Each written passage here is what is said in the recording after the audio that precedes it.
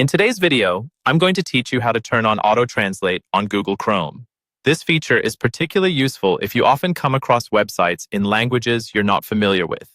It can save you the hassle of manually translating each page and gives you the capability to have an effortless browsing experience. Let's walk through the steps to set this up.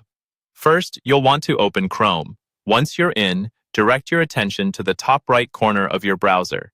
Here, you'll see a vertical line of 3 dots, often referred to as the menu or More Options button. Go ahead and click on those 3 dots. This action will give you a drop-down menu with several options, and from this menu, you'll need to select Settings.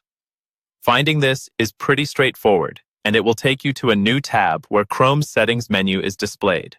Now, if you look over to the left-hand side of the screen, you'll see a list of different categories or sections. You're going to want to click on Languages, which will expand to show specific language settings for your browser.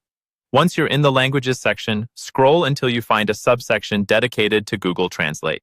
In this section, you will see an option labeled Offer to Translate Pages in Other Languages. Flip this switch to On. This means that anytime you open a web page in a language that is not your browser's default, Chrome will pop up a prompt asking if you want it translated. Right next to this setting, there will be a drop-down menu that allows you to choose your preferred language for translations. This lets Chrome know into which language it should translate the web page for you. Now, if you have specific languages that you consistently need translations for, you can fine-tune this setting even further. Look for the option to Add Languages. Clicking this will open a list from which you can select the languages you frequently encounter. Once you've chosen the desired languages, they get added to your list of recognized languages. You'll then have the ability to set them to be translated automatically.